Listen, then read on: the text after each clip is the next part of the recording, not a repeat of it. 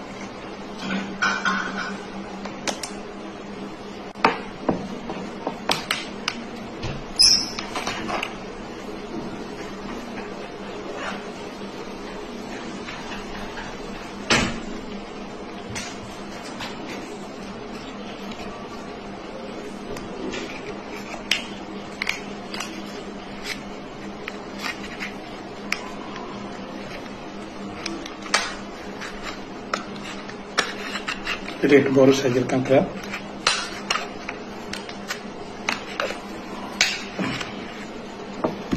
কতই আছে দেখেছিস না?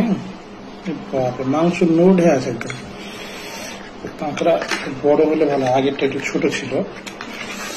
এটার ভিতরে তোর বড় আছে মোট 3টা, বাকিগুলো মাঝারি আর ছোট।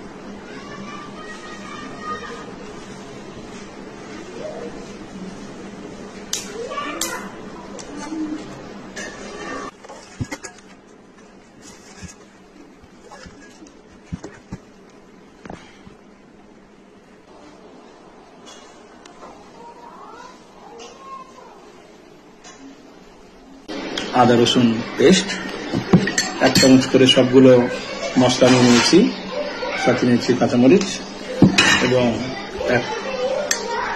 ছোট বাটির 1 বাটি টমেটো এবং সাথে থাকছে পেঁয়াজ, 100 গ্রাম মতো পেঁয়াজ কুচি। এগুলো রান্নায় একটু পেঁয়াজের পরিমাণটা বেশি দিলে ভালো হয় টেস্ট, সেই জন্য আর কি। সেই জন্য এটি খুব পরিষ্কার ভাবে দম মিষ্টি এটিকে ক্লিয়ার করেছে, আপনারা নিশ্চয়ই বুঝতে পারছেন।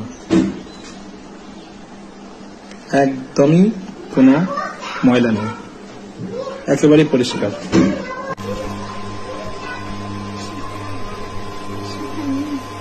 প্রচুর তাপ।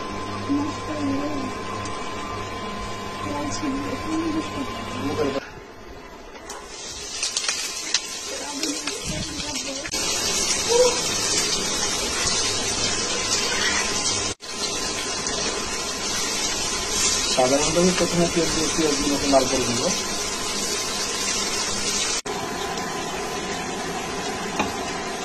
এখন বাকি উপকরণগুলো মিশিয়ে দিব। প্রথমে দিচ্ছি মরিচ নাকি, প্রথমে দিলাম চিলি ফ্লেক্স, এরপর দিচ্ছি হলুদ। প্রত্যেকবার দেওয়ার সাথে সাথে কিছুটা নাড়াচাড়া এবং একটু পানি যোগ করে নিলাম।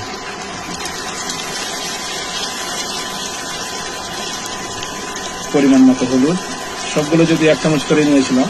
তারপর আপনি আপনার রান্নার উপকরণ সমূহের সাথে প্রয়োজন মতো মিশিয়ে নিলাম। দিয়ে দিলাম জিরা, সবশেষে দিচ্ছি লবণ।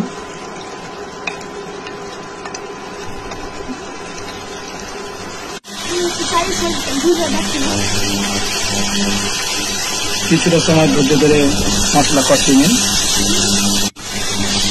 দিয়ে দিলাম আদা রসুনের পেস্ট,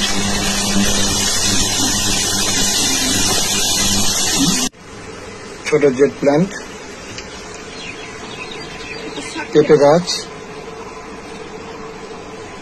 মরিচ গাছ। ঝিরঝিরি বৃষ্টি হলে ভালো লাগবে। শেষ হলে কাঁকড়াগুলো আমি দিয়ে ফেলবো। এখন মিশিয়ে নিচ্ছি আমরা কাঁকড়ার সব টুকরো এবং পুরো কাঁকড়াগুলো আমরা 2 ভাগ করেছি। আর একটু বেশি বড় হলে হয়তো বা 4 ভাগ করা যেত। এখন সেগুলো ভালোভাবে মশলা মাখিয়ে নিচ্ছি এবং যেভাবে আপনি মাংস বা চিংড়ি রান্না করে থাকেন সাধারণত সেভাবেই হয়তো রান্না করবেন। সাথে হয়তো সময়টা একটু বেশি লাগতে পারে, যদিও কাঁকড়ার ব্যাপারটা একটু শক্ত, একটু আলাদা থাকে।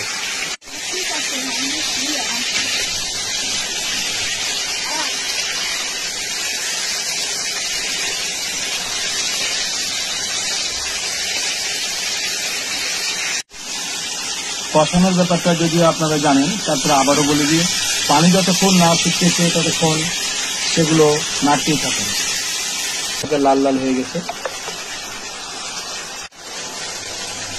অলরেডি, সেন্টে মোমো করছে 4-5টা বাড়ি। রান্নার মিডিলে বলে দেয়, এত বড় চাঁপাইনবাবগঞ্জে এত বড় কাঁকড়া কিছু চিলি সস, তাহলে আপনি 2 চামচ মিশিয়ে নিতে পারেন রান্নার স্বাদকে আরো বেশি বাড়ানোর জন্য। হয়ে গেছে আজকে রান্না, এবং সেটা আমরা একটা খুব সুন্দর মাটির পাত্রে পরিবেশন করব।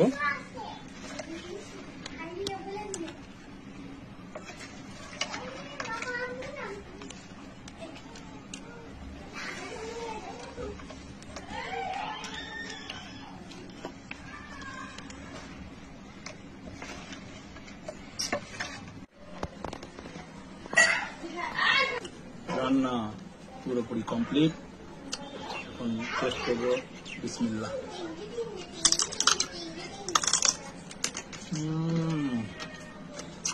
মাংস দেখেছেন,